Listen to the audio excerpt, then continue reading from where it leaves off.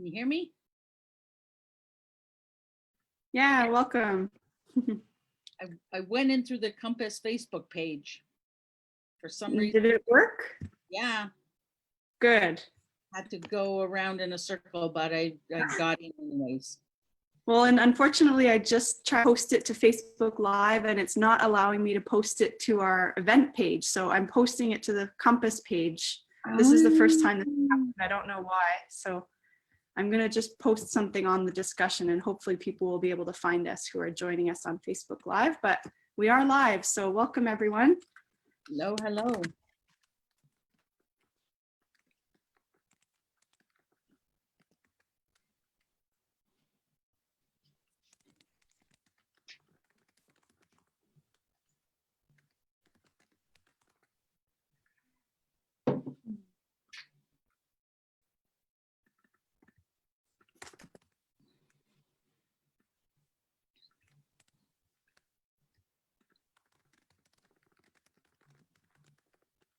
Okay, well, hopefully people find us if they're on Facebook too.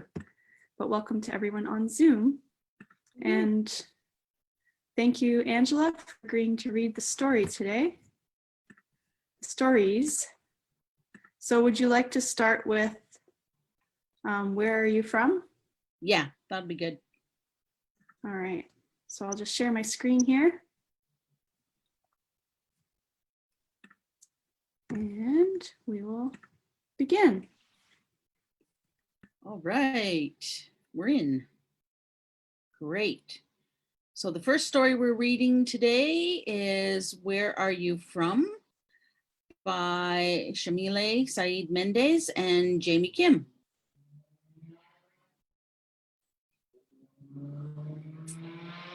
Where are you from? They ask. Is your mom from here? Is your dad from here? From there? They ask. I'm from here, from today, same as everyone else, I say. No, where are you really from? They insist.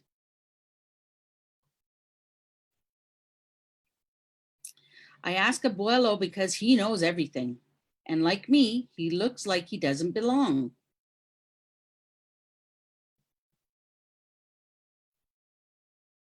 Where am I from? Abuelo thinks. His eyes squint like he's looking inside his heart for an answer.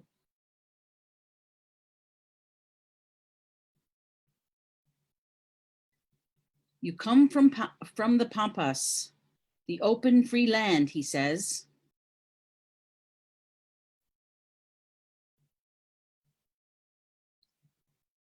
You're from the Gaucho, brave and strong, from the brown river that cleanses and feeds the land, that gives us the grain for our bread, the milk from the cows.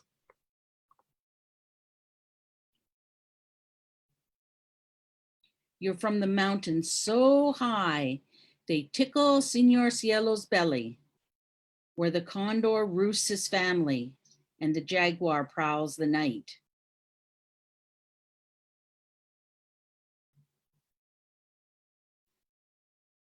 But you're also from the warm blue oceans the copper warriors tried to tame, and the elegant palm leaves stretch their fingers to caress.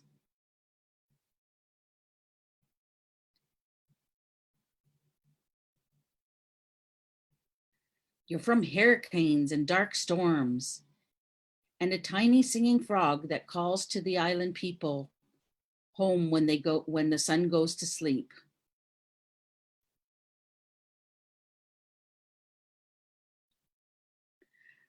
From this land where our ancestors built a home for all, even when they were in chains because of the color of their skin.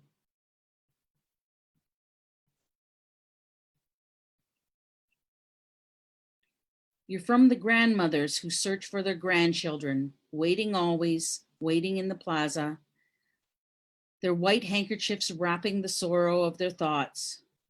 You come from the sunshine that lights our path in this world and the rain that washes away our mistakes.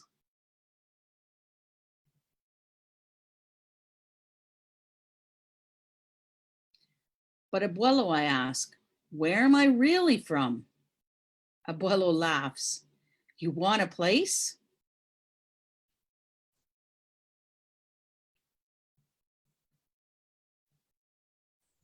He points to his heart. You're from here, from my love and the love of all those before us.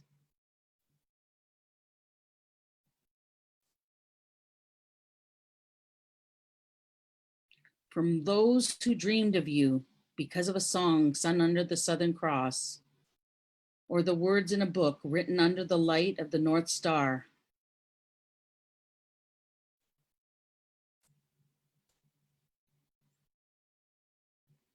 You are from all of us.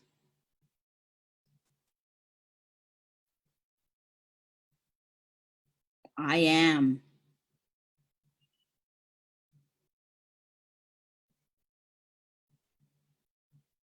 The end. That was lovely.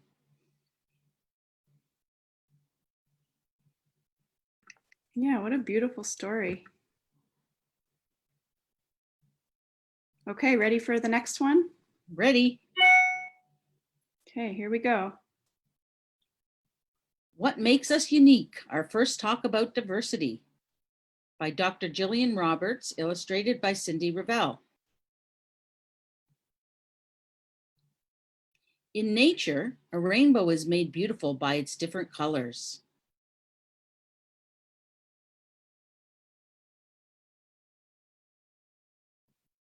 And just like that rainbow, the world is made beautiful because it's filled with many different kinds of people.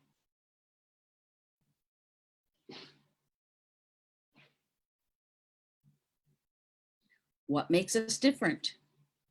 People are different or unique in many ways. Some of these differences are things we can see on the outside. People have different eye colors, they have different hair colors, they have different skin colors. People come in many different shapes and sizes too. They can be tall or short, big or small. People also move, learn, and communicate in different ways. Some people use a wheelchair to get around. Some people need a guide dog to be their eyes and ears. Some people talk to each other using sign language.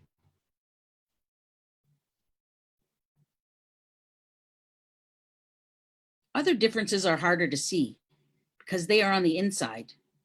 For instance, some people feel more comfortable alone or in small groups, while others like to be in big crowds.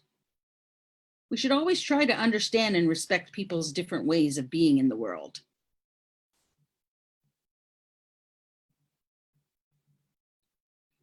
What about different cultures? Culture, it's a word used to describe the shared attitudes, practices, and beliefs of a certain group of people. Because there are many different cultures around the world, people speak different languages and practice different religions. They also participate in different kinds of traditions and celebrations. What about differences at home? People have different kinds of families. Some families have both a mom and a dad. Others have one mom or dad, or two moms or dads. Some children may be raised by a grandparent, step-parent, or other loving caretaker. Some families live together and others live in separate homes.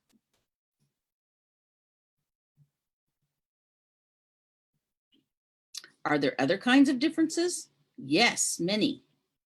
People have different kinds of jobs.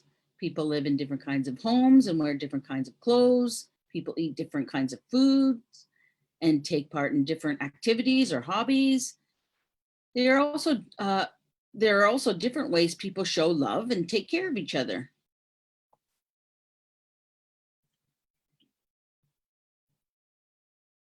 What do these differences mean? Because each of us is unique, we may not always agree with or understand someone else's beliefs or choices. We might not like to dress the same way, eat the same food, or take part in the same kinds of activities.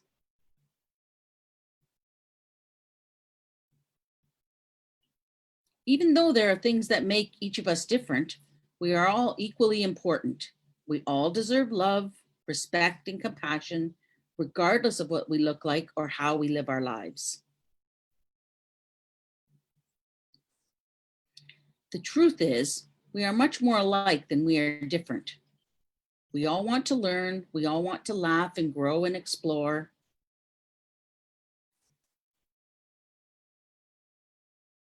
We all want to spend time with our families, be loved and make friends.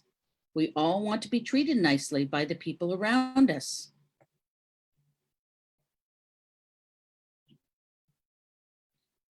The world becomes a much more beautiful place when we celebrate what we have in common and what makes us unique.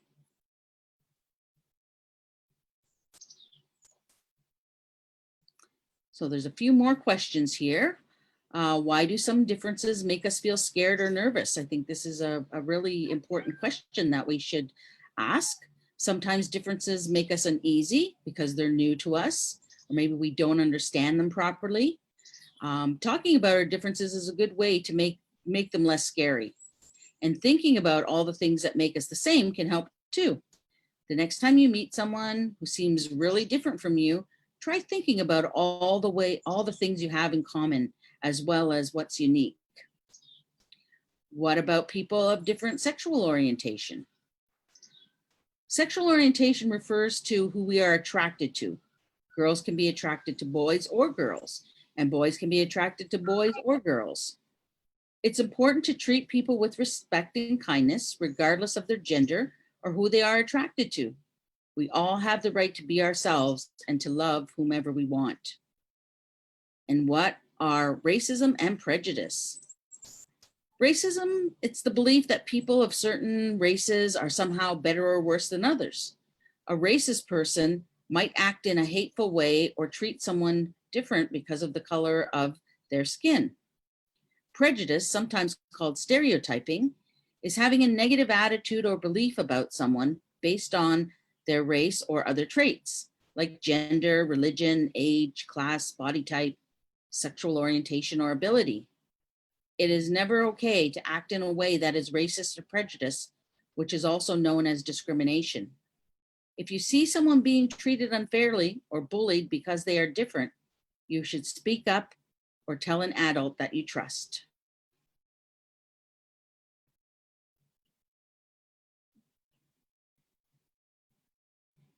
The end. Thank you, Angela. No problem.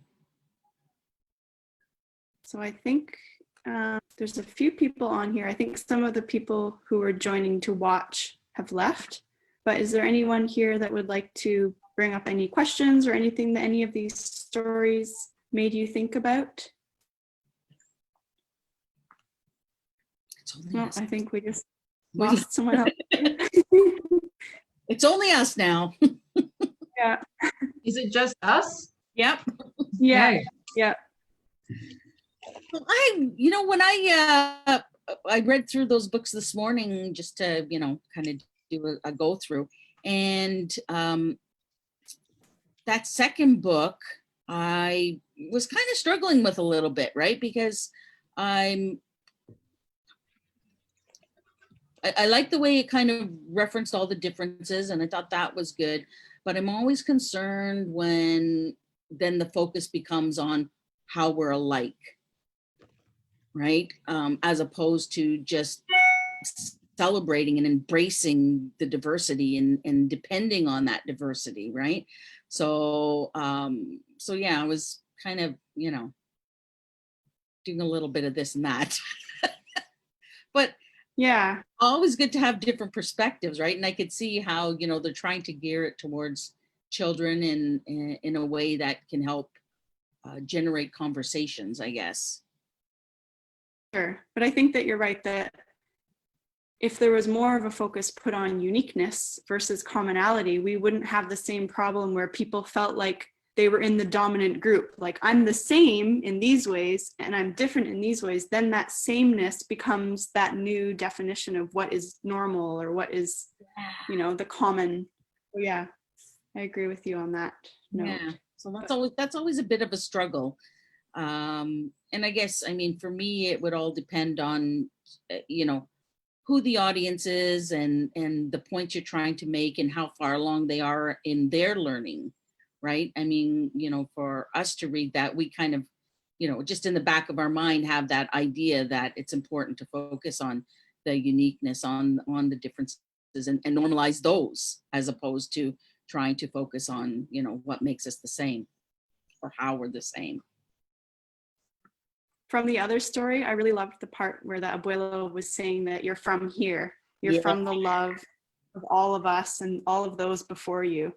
I really love that idea because that's true of everyone, right? And that's something that we all come from, the love of the generations before us. Yep. I'm sure we've, you know, all ourselves kind of asked that question as children, right? Where did we come from? Where are we from? That kind of thing. But I also thought that that was also a good way to start preparing children for those types of questions that adults get all the time. It's a very common question. I think a lot of newcomers get is, where are you really from? I'm from Peterborough. No, where really, where are you from? You know, you don't quite look like the people who belong here. So really, where are you from, right? And some people won't give up until you give a whole history of, oh, this is why, and this is why, and this is why I look like that, and this is why I have purple hair, and this is why, this is my heritage. Something that they can actually like hang on to. Are people Yeah. born? Are people born with purple hair? Not really. Sorry, this is my kids here watching this. But people will ask, and there's a hilarious video of someone, two adults talking. Where are you from? Where are you really from? Based on your accent. I think the way that adults answer that question is a really good way for our kids to learn how they can respond to it in the future. And I think if they said to somebody, I'm from here, I'm from my mommy and daddy's hearts, Yep. that would just shut it right down, you know. So like Be like, body. "Stop asking," shut, like that's how we're gonna answer. Yeah, exactly. I thought it was really neat that it was a grandfather who was delivering that, because I know between Compass and CRRC, you've been doing some PD with grandfather teachings. Did you see any parallel in the things that he was saying with the grandfather teachings? Yeah, well, I mean, if you take each of the 7 grandfathers' teachings, he was actually talking about a lot of them, right? About love, about respect, about, you know, bravery and humility and all of those kind of things, right? So there were some of the things that he spoke, like, were actually mentioned outright, but then there was kind of that underlying message. So yeah, that I didn't even think of that, Yvonne. That's a good connection there. And I saw honesty there as well from the abuelo's perspective. He was trying to tell the honest story about where they're from. But yeah, also bringing in that love, that they go hand in hand, right? All of those teachings go together. And so that's a really great question, Yvonne. I also see that we actually do have about 10 people joining us on Facebook. So if anyone there has a question, please feel free to put it into the comments and I can bring it forward. So I'll keep checking back there for the next few minutes. Yeah, when I opened the files up earlier to read them, I was like practicing practicing the names. Always trying to, you know, make sure that I do them justice and don't just totally butcher them. Yeah, that's important. I mean, it's one small thing we can do, right? To try to acknowledge where people have come from and what their name is a big part of that story. So we've been talking about that the last couple of weeks, that we try to do as good a job of asking people if we don't know how to pronounce their name to get it right. Yeah. Yeah, exactly. And I think it, you know, it also speaks to the fact that oftentimes folks that don't have, you know, anglicized names are almost encouraged to anglicize their name for different reasons, particularly job search, right? And it's a tricky thing to deal with, right? Because you're trying to weigh being your authentic self versus you know, being able to be successful in the world of, you know, job searching and all of that. And obviously speaks to a kind of a bigger issue around employment and discrimination based on ethnicity. Yeah, I've had a couple of students that I've worked me 2 different names, and I've said, you know, which one do you prefer? And often people will say, you know, whichever one's easier. And I say, no, I really would like to know which one you prefer, because that is what I would like to call you. And so, but I think, yeah, people are so often just, people butcher it so badly sometimes that people think, oh, it's just easier to just go with this name. So Yeah. I always feel a bit like that's unfortunate that that's happened so many times that you feel like you can't even use your. Yeah, and in terms of the job search, I used to know a woman who was from the African continent, and I can't remember exactly which country she was from, but her name was Kolaswe, but it was spelt with an X at the front. So she had anglicized it to Connie. And I remember thinking at the time that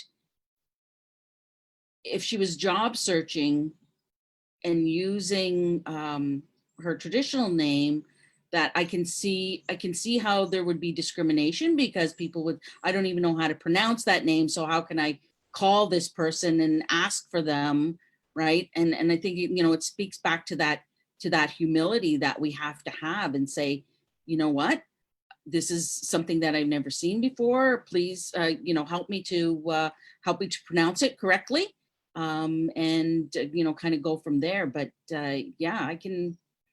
There's many different facets to that, and it's interesting that we end up on a conversation about names.